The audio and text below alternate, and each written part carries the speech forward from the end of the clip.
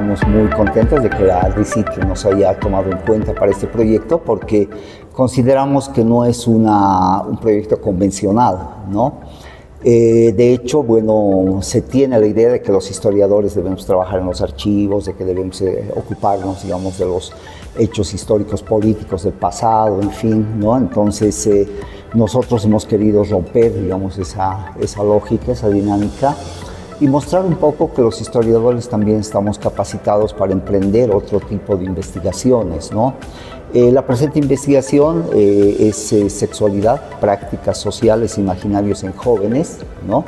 Estamos tratando, estamos pensando, estamos queriendo partir para este análisis del concepto de posmodernidad, ¿no?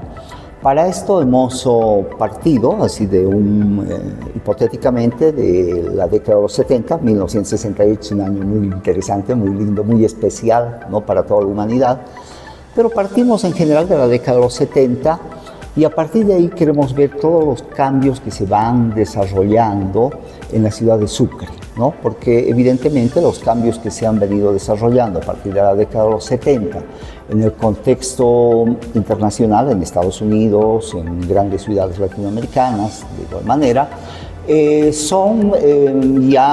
han sido ya objeto de estudio, ¿no? En mayor o menor medida. Sin embargo, en una ciudad pequeña como es Sucre, queremos ver de qué manera han sido relevantes estos elementos que se han ido desarrollando a partir de la década de los 70 y cómo estos elementos se han ido conjuncionando o se han ido lecturando ya en la sociedad sucrense, ¿no? Entonces, algunos indicadores, por ejemplo, de este asunto podría ser el hecho de que en los años 80, por ejemplo, comienza la entrada de la Virgen de Guadalupe, ¿ya? Y en ese momento fue muy complicado, un poco difícil, ¿no?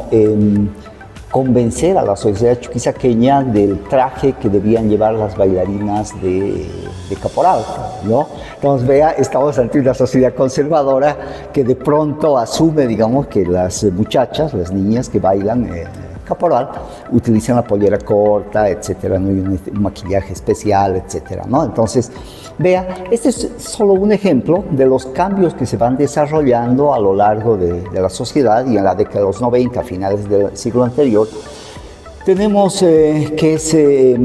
expresiones así muy interesantes, ¿no? O sea, dentro de la juventud. Son el rock, por ejemplo, el rock metal, etcétera, ¿no? O sea, la vestimenta gótica, por ejemplo, que muchos jóvenes utilizan y que son motivo, de alguna manera, de temor por parte de la sociedad conservadora, ¿no? Siendo de que en muchos casos, quizás en muchos más de lo que se piensa, estos jóvenes eran jóvenes así muy sanos, tranquilos, que ni siquiera consumían alcohol, ni menos drogas, ni nada de esto, pero que tenían, digamos, una forma de expresarse ante la sociedad, ¿no? De encontrar, digamos, su propia interioridad, ¿no? Son movimientos bastante aplacados, ¿no? ¿Por qué? Justamente porque cuentan o tienen, digamos, un poco el rechazo de la sociedad conservadora, ¿no? Para esto debo aclarar que la investigación que estamos haciendo, ¿ya? Y quizás debía haber partido por este punto, la investigación que estamos haciendo, si bien por una parte lleva esta línea histórica, ya diacrónica desde los años 70 hasta la actualidad, en la línea sincrónica, la investigación estaba proyectada con 5 colegios, ¿ya? Los 5 colegios son del Casco Viejo, o sea, Distrito 1, Distrito Municipal 1, pero incluso nos hemos restringido más, Casco Viejo, ¿ya? Lamentablemente, uno de los 5 colegios, ya los colegios católicos particulares, no han aceptado trabajar. Me imagino que están pasando un momento difícil, digamos, por los problemas que hubo con algunos de los sacerdotes, en fin, ¿no? Cosas que salen, digamos, del marco de nuestra investigación, pero me imagino que ellos están un poco susceptibles, ¿no? Dado que el tema es sobre sexualidad, ¿no? Entonces, el proyecto se está llevando a cabo con 4 colegios, ¿no? De los 4 colegios, uno es religioso, que no ha tenido, digamos, problema en aceptar nuestro trabajo.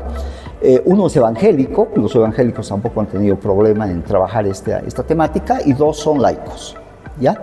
Entonces, lo que queremos, bueno, primero quizás es bueno partir de la definición ¿no? De lo que entendemos por sexualidad, ¿no? Y claro, habíamos puesto que sexualidad tiene componentes como la reproductividad, el género, el erotismo y la vinculación afectiva, ¿no? Son 4 elementos, ¿no? O sea, a veces cuando uno habla de sexualidad siempre se tiende, ¿no?, a pensar en el sexo, en lo erótico, etcétera, que es obviamente componente de la sexualidad, pero la sexualidad tiene muchos otros elementos que se manifiestan en el comportamiento del ser humano, ¿no? Entonces los seres humanos de alguna manera expresamos nuestra sexualidad en todo, ¿no? Cuando movemos nuestras manos, cuando hablamos, cuando nos vestimos de una manera determinada, etcétera, ¿no? Cuando interactuamos sobre todo con el sexo opuesto, etcétera. Entonces estamos expresando de manera natural nuestra sexualidad, ¿no? Y entonces es interesante, o sea, lo que nosotros queremos ver con los jóvenes es de qué manera esas expresiones que tienen los jóvenes, esta experimentación que están viviendo los jóvenes de su propia sexualidad, de qué manera está siendo recepcionada, ¿ya?, tanto por los establecimientos educativos, ¿ya?, y por sus familias, ¿no? Para esto más o menos estamos trabajando con la idea de Luhmann, de los sistemas, ¿no? Entonces más o menos consideramos que cada familia es un sistema, ¿no? Un sistema en sí mismo, o sea, papá, mamá, a veces los abuelos, los hermanos, en fin, ese es un sistema, ¿no? Cada familia funciona de una manera determinada, ¿no? Pero cada colegio también funciona de una manera determinada, tiene una filosofía cada colegio, ¿no? Y tanto las familias como los colegios están inmersos dentro de lo que Luhmann llama el sistema, y en este caso estaríamos hablando del sistema social o del sistema educativo de la ciudad de Sucre, ¿no? O sea, teniendo en cuenta de que nuestro trabajo, como dije hace un momento, se está circunscribiendo al casco viejo de la ciudad de Sucre, ¿no? O sea, quizás con esta experiencia con este trabajo, con esta experiencia, al año sería interesante replicar este trabajo, esta dinámica, todo este proceso en un barrio periférico, periurbano, ¿no?, como Lajastambo, o que es Alegría, etcétera, para ver y comparar las diferencias que existen entre los jóvenes, los muchachos de la parte central de Sucre y los muchachos de las periferias, obviamente, con los colegios y las familias a las cuales pertenecen. Todo comenzó cuando le pedí al licenciado Plaza que sea mi tutor de tesis, porque me gustaba mucho cómo explicaba en todas sus clases que tuve desde el primer año, y pues le traje como un tema nuevo y aceptó, que era la homosexualidad. En mi tesis voy a ver sobre la homosexualidad en Sucre, y nos dimos cuenta que era un tema muy tabú en sí, pero no solo eso, sino que en sí la sexualidad era un tema tabú dentro de Sucre, por el cual tuve muchos problemas al principio, hasta que el licenciado Plaza me apoyó sobre este tema. Y pues nos dimos cuenta que queríamos hablar sobre la sexualidad y específicamente ver si hay un cambio generacional o no dentro de la sociedad de Sucre. Lo que me impresionó es que no había mucha información, o la gente no habla mucho sobre eso, ¿no? Lo tratan de esconder, y creo que las personas son muy conservadoras en Sucre. Hicimos encuestas a 4 colegios y salieron diferentes resultados, y con las diferentes preguntas que preguntamos sobre la sexualidad llegamos a analizar un poco mejor la sociedad. Por ejemplo, hay una pregunta que hicimos que es los tipos de cosas que influyen para sentirte aceptado o aceptada son, y dice, bueno, pusimos varias opciones y bueno, van tiqueando, ya sean los hombres o las mujeres, que sería la economía, lo social, lo físico, lo fisiológico, lo educativo, lo de género y generacionales. Y pues la mayoría siempre puso, como podemos ver en las diapositivas, puso que es economía y sociales, que van primero, digamos, para ser aceptados. Sin embargo, esto lleva a que sea algo muy de estatus social, ¿no? Pero lo tercero que ponen es físico. Entonces, quiere decir, sacando un tipo de conclusiones que hicimos, fue que al decir que es físico, quiere decir que para las personas ser aceptadas tienen que verse de tal manera ante la sociedad. Y eso involucra la sexualidad de cada uno. Y principalmente esto está en primer o en segundo lugar dentro de las mujeres. Entonces las mujeres, para ser aceptadas, tienen que verse de cierta manera para atraer, digamos, a la sociedad y así poder ser aceptadas, que es algo muy interesante que se ve en los resultados. Otra pregunta muy interesante que hicimos fue que de quiénes reciben información sobre temas de la sexualidad. Y las respuestas, bueno, pusimos varias opciones que eran padre, madre, profesores, redes sociales, internet, amigos, pareja y desconocidos. Los que tienen mejor resultado fueron los profesores y redes sociales, internet. Pero después analizamos cuáles son las personas más cercanas con las que se habla de sexualidad. Y la mayoría son madres. Entonces quiere decir que las mamás son las que están enseñando sobre la sexualidad a los niños y a las niñas, y más aún porque a veces están al mismo nivel que los profesores, que son las mamás, específicamente en las mujeres.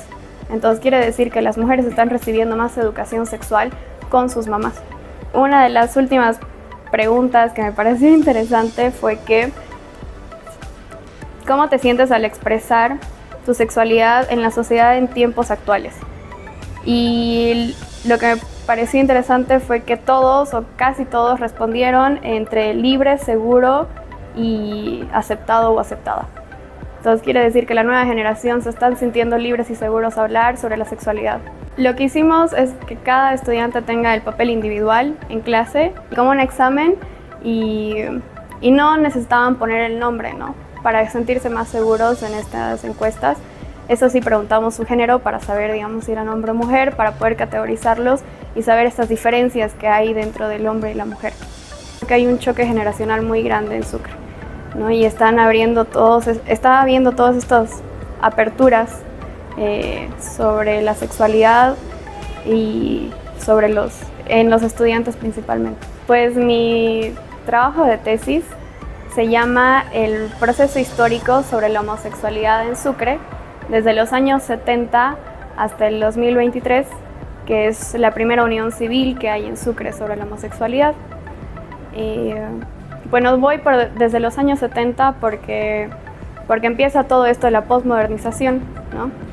Y entonces hay todo esto del hipismo, hay todo esto del rock, hay todo esto de las píldoras anticonceptivas, de las minifaldas. Todo esto hace que la sexualidad surja más, y en todo el mundo surge esto, ¿no? La libertad de la sexualidad. Y pues como mi tesis es histórica, estoy analizando desde los años 70 hasta el 2023 en una línea histórica de qué es lo que sucedió y qué es lo que está pasando, digamos, durante todos esos años sobre la homosexualidad. Que podemos ver que en los años 70 había un famoso cantante que era el Quebo Gerardo, lo llamaban así, ¿no? Y era aceptado en la sociedad y todo eso, pero solo si es que no pedía sus derechos, ¿no? Si es que no incomodaba a la sociedad. Entonces, como era un músico y era como una decoración, una decoración, ¿no? Entonces, si solo eres algo así, una decoración, y no molestas, está bien ante la sociedad. Entonces eso surgió, y en los 70 también es algo muy duro, ¿no? Porque también viene la dictadura y todo eso. Entonces no se hablaba mucho de la homosexualidad ni nada. Y además habían términos así como que los inclinados no decían homosexualidad ni nada de eso. Solo a partir de los años 80, con el SIDA, viene mucho este tema de visibilizar a la homosexualidad, aunque al principio fue vista muy mal, ¿no? Porque decían que era gracias a ellos que hay el SIDA, o es el pecado para ellos, ¿no? Por ser homosexuales. Pero después a finales de los años 90 ya se tranquiliza eso, ya porque la sociedad en sí, heterosexuales y homosexuales tenían SIDA, entonces ya no era solo algo de los homosexuales, pero eso ayudó a que se visibilice la homosexualidad.